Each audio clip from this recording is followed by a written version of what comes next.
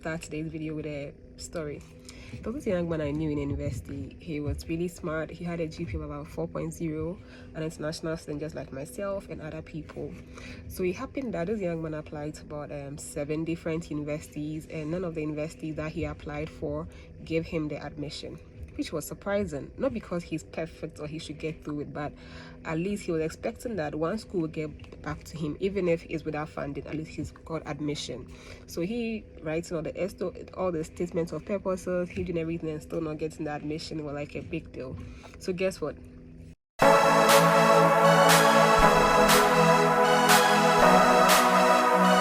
If you are new to the channel, please do not forget to hit the subscribe button so that whenever I upload a video, you'll be the first person to see it. To all my old subscribers, I'm very grateful for the love that you continuously show to this channel. So today we'll talk about references, referees. It looks like a very minute part of the application process, but it can cost you. Yes, so he didn't understand because there was a particular school that he had met one professor at a university at a conference who had expressed interest in his research area and told him to apply for the program in his school. So he was surprised that he was thinking that at least for that particular school he should get admission, gain admission into the program. So he gathered all the vim, like he's an African just like me, but he was like, no, I would ask questions, I would find out why I couldn't make it, so that God willing next year or next time when I'm applying for the PhD, I would know how to go about things. And the guy told him that the reason why he didn't get the offer was because of one of his referees. So the problem was that one of his referees wrote to the university, and then he told the university that this young man is really intelligent, he's really smart, but he wrote that the young man is, what did he even say? He said the young man is very sluggish. When he give him, doesn't want to do it on time, he postpones, he asks for extension. And if there is anything I've learned at all regarding my study here in the US, these professors or these admitting, they are really honest people full of integrity. So because they will not write any reference for people they don't know, they think that, or they expect that if you're applying for a program, they expect that the person who would agree to write a reference for you is somebody who knows you that much. So they take references very, very seriously.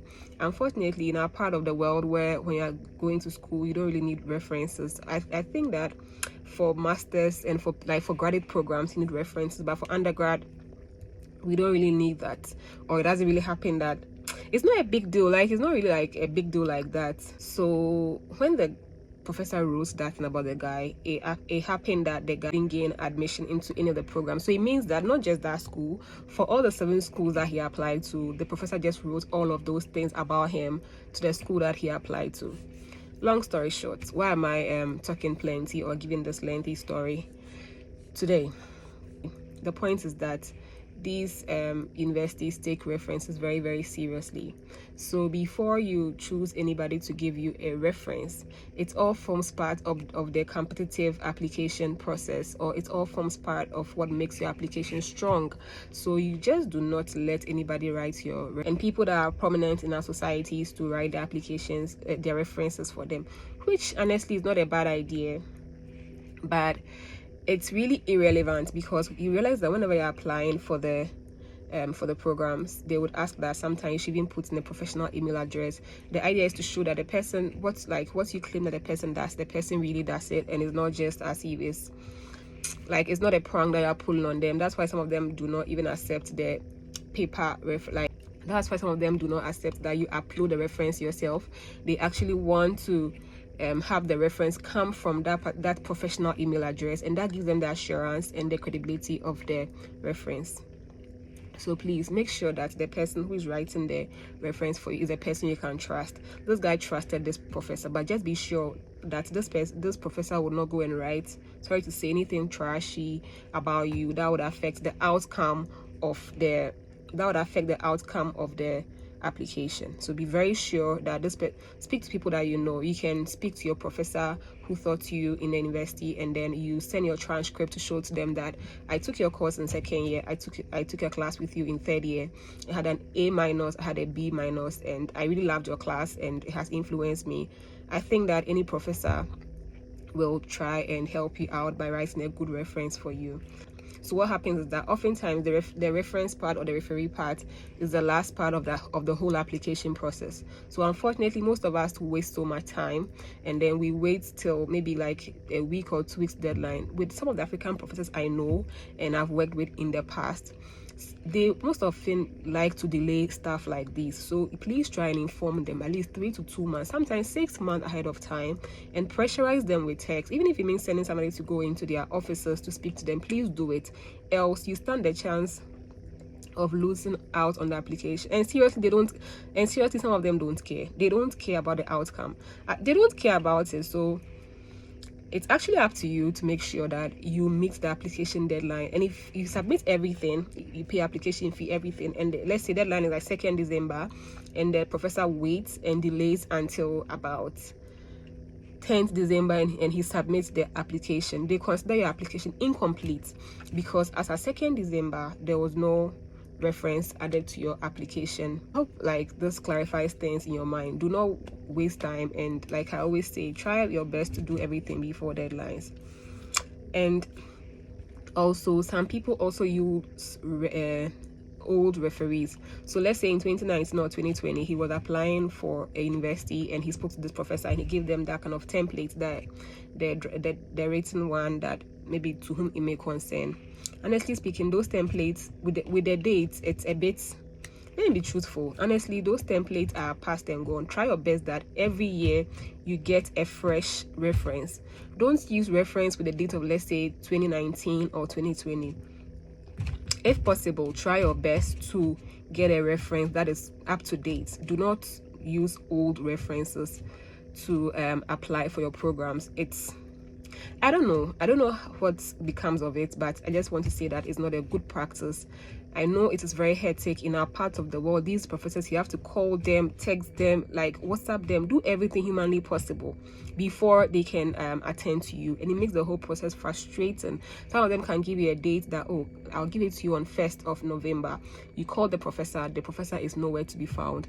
It's as if you're even stressing them.